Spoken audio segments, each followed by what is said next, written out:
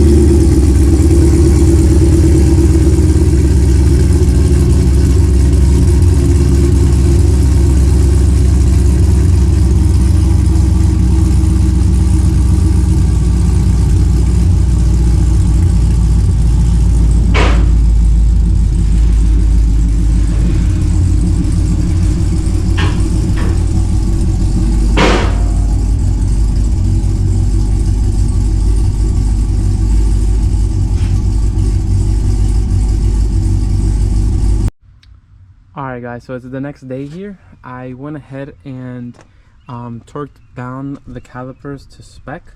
Now everything is tight and freely moving. Even on the other side, I did the same thing already. It was two 18mm bolts that are in the back. I went ahead and applied medium strength thread locker or Loctite, and I torqued them down to 44 foot-pounds because that is what the Camaro calls for in regards to torque specs for the two front calipers. And again, everything is spinning freely, everything is good. So yeah, did the same thing to the other side, and we're good to go. I think I'm just gonna go ahead and touch up this caliper really quick because it has a lot of chips.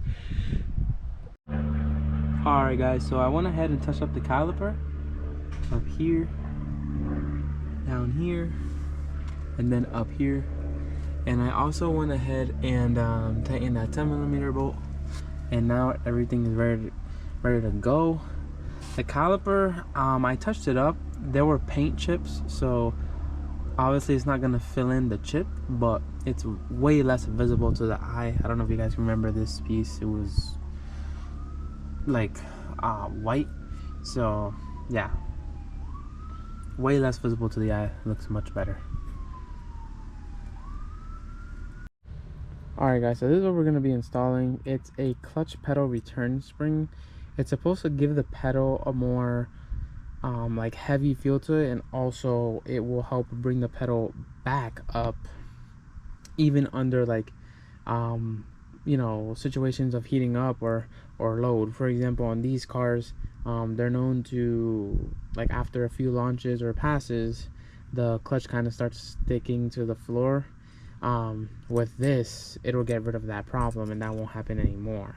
So yeah, I'm gonna go ahead and install this now. The way this works is, so you want to put in this side of the spring into there's a hole down here. Let me see if I can point it out to you guys. There's a metal bracket. Hold on 1 second. I'm trying to see if I can place the camera to find it.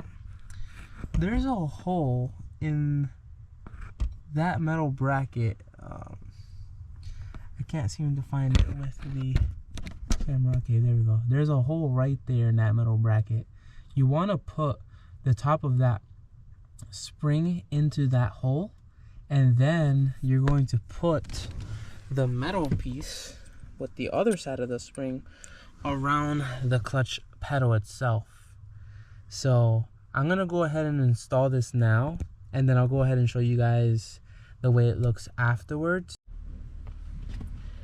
Alright guys, so I went ahead and installed the Lingenfelter clutch spring return. So this is how it looks. As you guys can see, we have the bracket there. The little bolt on the side of it is for, you can tighten it as much as you can against the pedal, and then the actual nut that's on there you use to lock in the bolt, and then you hook the spring, one end of the spring onto it, and then the other end of the spring goes hooked onto the hole that I had told you guys about earlier for the actual clutch pedal. So it went relatively easy, relatively smooth. Like I said, all you got to do is insert one end of the spring into the hole of the like metal bracket for the actual clutch, and then you put one end of the spring onto the bracket that they supply for with the spring, and then you just tighten it against the bracket of the pedal, and that's pretty much it.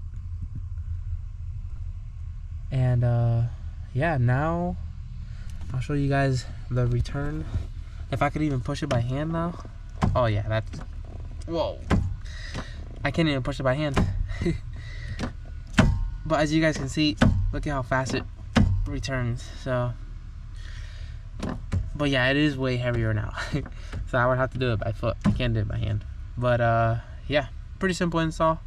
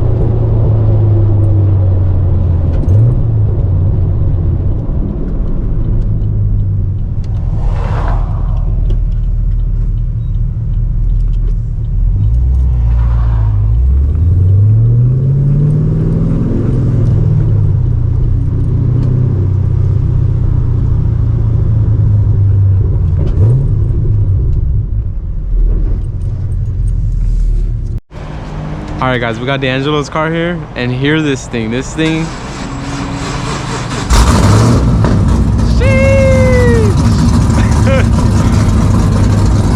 That thing sounds insane. I don't think you guys are gonna be able to hear my car because his car is extremely loud. His X-Pipe, yesterday or last night, we went for a spin, and he did a pull and his X-Pipe blew off. So he's currently basically, he's just running open header right now. Yeah, I don't think you guys heard that at all. His car's just way too loud.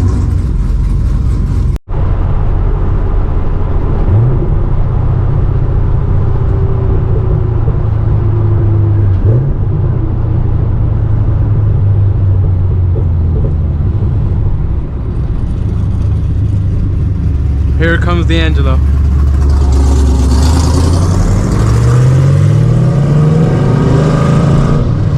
Sheesh.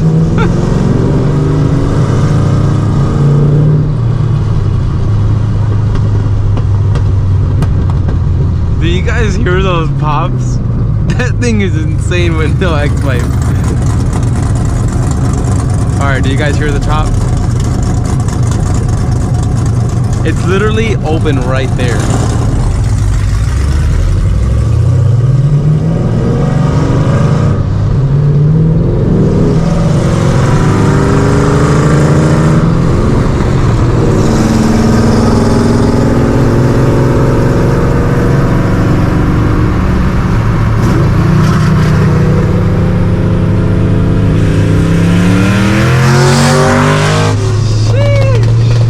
That thing sounds like a NASCAR with no X-Pipe. Oh crap, that's crazy. That thing literally sounds like a straight up NASCAR with no X-Pipe, guys. That is insane. That thing is insanely loud too. That thing like literally blew my eardrum out right now.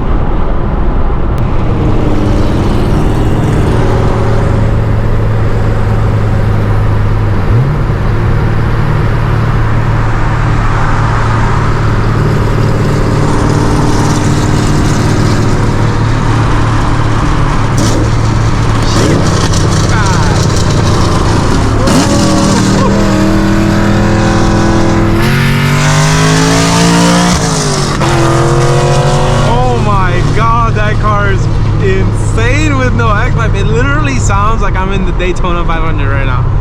Holy crap, that thing is crazy.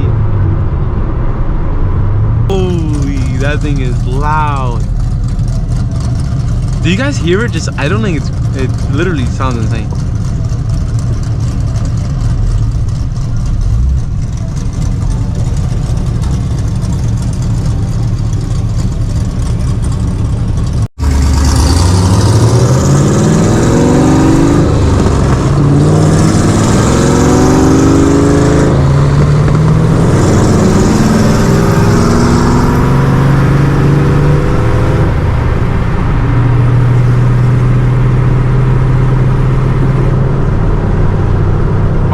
Tunnel right here, guys.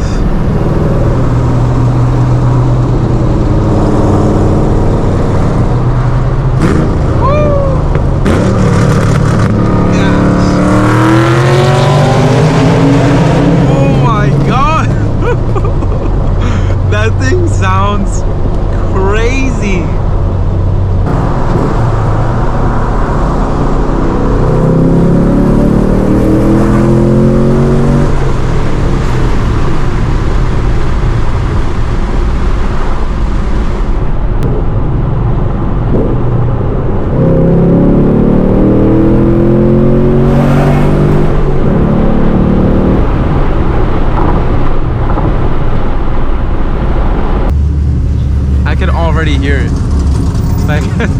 shaking the whole garage. I could hear it and feel it shaking the whole entire garage.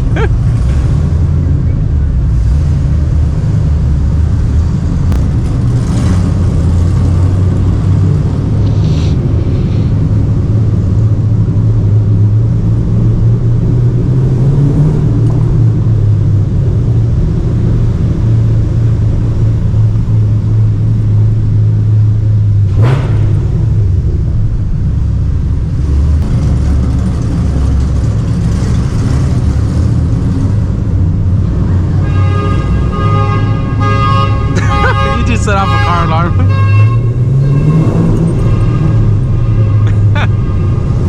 I'm telling you, he literally set that car alarm off without revving it, without applying throttle, nothing. It just went off. I'm telling you guys, it is extremely loud.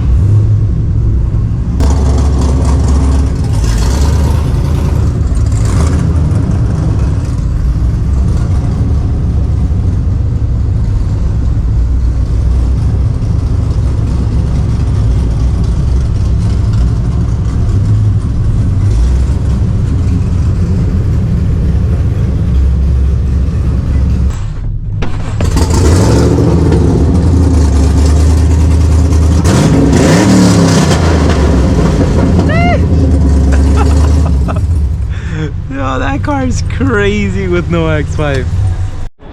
Alright guys, so we got both cars here. Daniel's about to start his.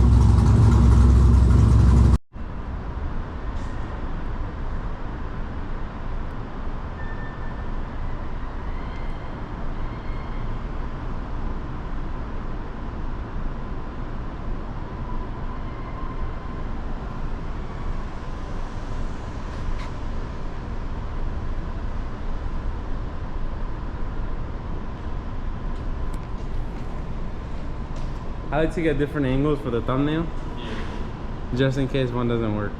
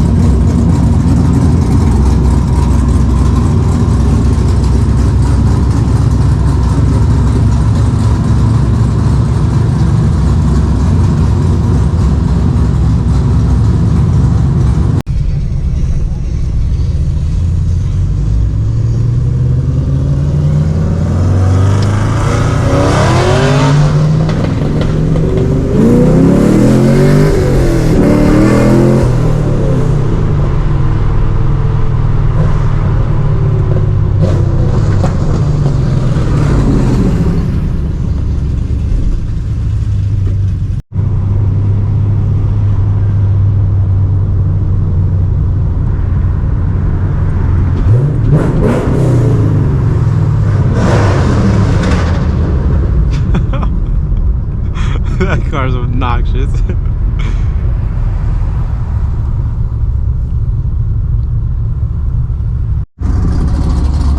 Shit!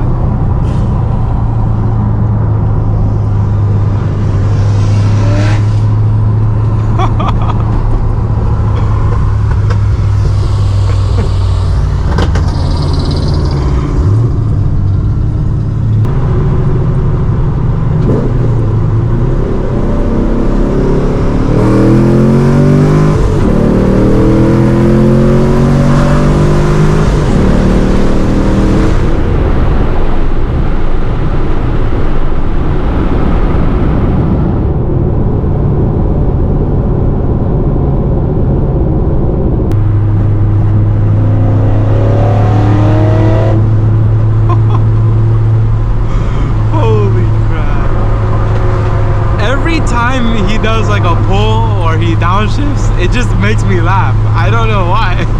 I'm not trying to laugh, it just makes me laugh. It's crazy.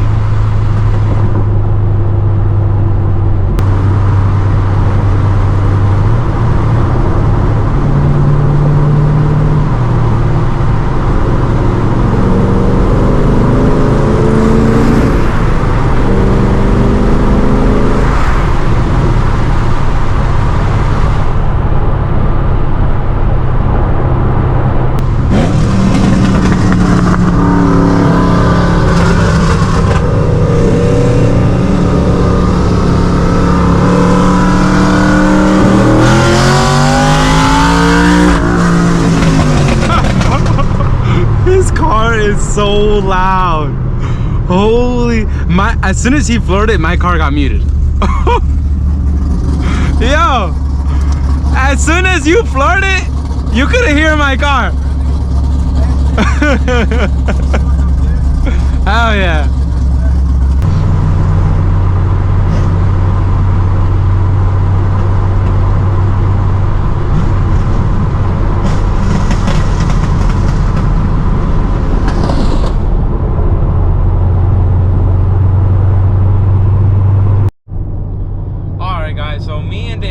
Just split right now. I'm still in the Camaro heading back home, but I kind of wanted to give you guys an actual POV drive of this car.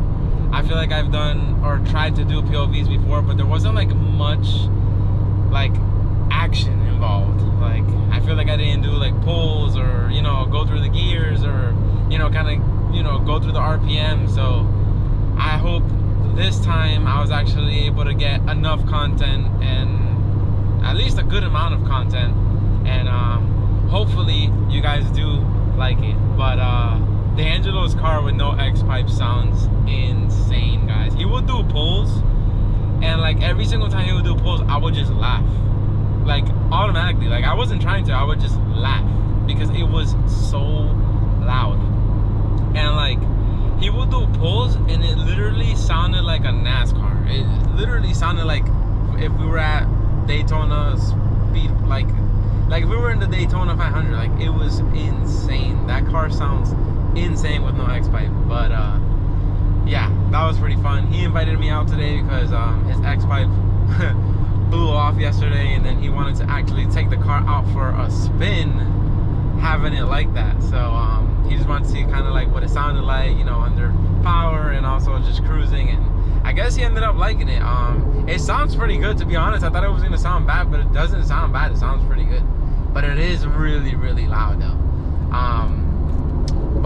Yeah, hopefully you guys enjoyed the video, and if you did, please like, share, subscribe, turn on that bell notification icon, and drop a comment down below of what you guys thought of how D'Angelo's car sounded. Which car would you guys choose or pick? Because they're literally polar opposites. This one is, you know, a little toned down, quiet, and it's the whole, everything is all silver. It's the all silver scheme. It's iced out. And D'Angelo's car is murdered out. It's all black. So which one would you guys choose? And yeah, on that note, guys, I'll catch you guys in the next one. As always, stay tuned, stay safe.